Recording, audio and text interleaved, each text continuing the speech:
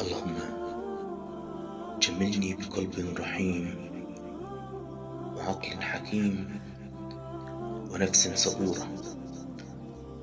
يا رب اجعل بسمتي عادة وحديثي عبادة وحياتي سعادة وخاتمتي شهادة.